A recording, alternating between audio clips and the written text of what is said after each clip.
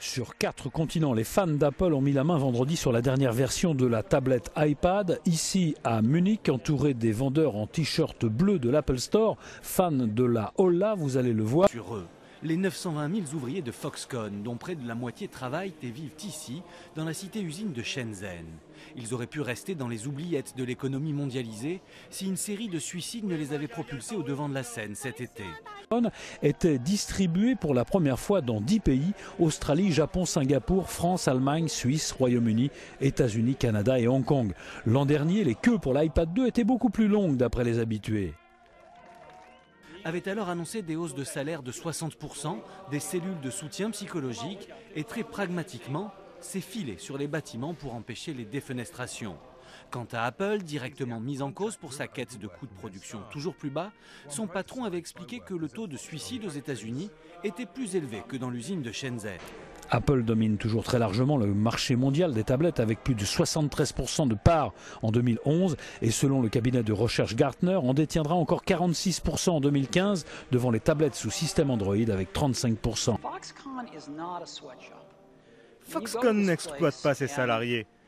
Si vous allez sur place, c'est une usine, mais il y a des restaurants, des cinémas, des hôpitaux, des piscines. Pour une usine, elle est plutôt sympa.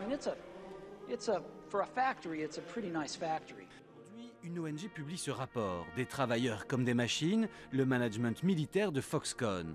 On y apprend que le salaire mensuel est de 130 € et non les 215 promis cet été, pour 10 heures de travail quotidien, 6 jours sur 7, et avec jusqu'à 80 heures supplémentaires par mois, dont certaines ne sont même pas payées.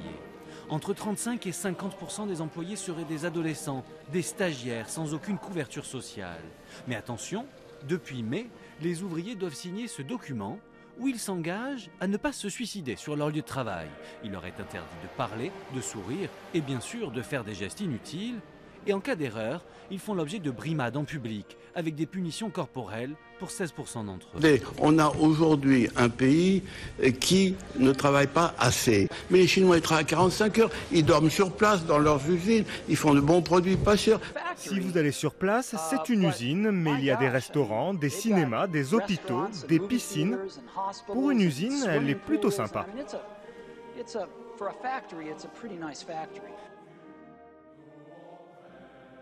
De leur patron, du genre un environnement difficile est un bienfait, ou encore le travail est une forme de bonheur. Avec sa fortune estimée à 5,9 milliards $, on veut bien le croire.